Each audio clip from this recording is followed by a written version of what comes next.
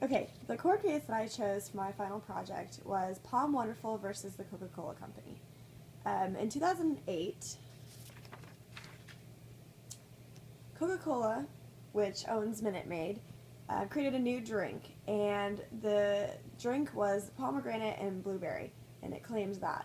POM Wonderful saw this as competition and saw that it was cutting into their profit, and didn't look very far for a way to sue the Coca-Cola Company.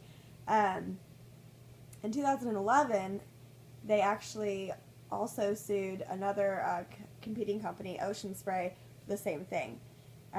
But this specific case started in 2012.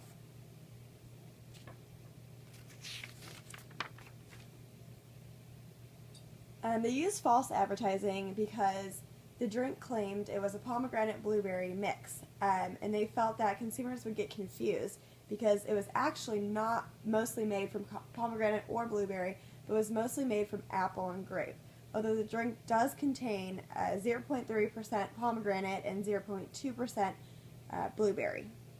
They tried to sue using the Lanham Act.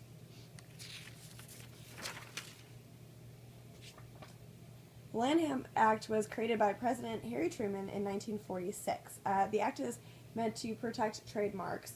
So, and while this isn't exactly a trademark, it is a mark of the brand, and it was on the label.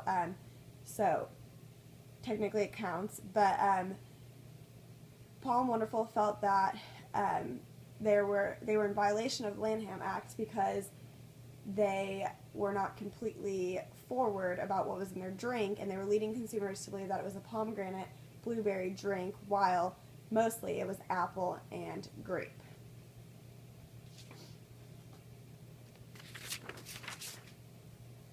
The court decided that they decided in favor of Coca-Cola and not in favor of POM. The court kind of felt that it was silly. They had sued Ocean Spray previously for the same thing, so it seemed that it was just this company was out to get their competitors. They also said that it's the FDA's job to protect consumers, not private companies. So they did not have the right to sue POM for this, and that they were basically invading in the rights of the FDA in their job, and it is not their job to be doing this.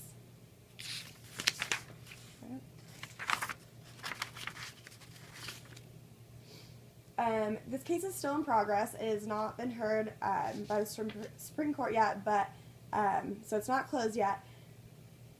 But the Supreme Court will decide not rather if POM was right or Coca-Cola was right, but whether private companies have the right to help regulate, which is currently the FDA's job. This can be a groundbreaking case because this can redefine the Lanham Act, and also it will set a new standard as to what the FDA's rules and their job is, and whether or not private companies can help this as well.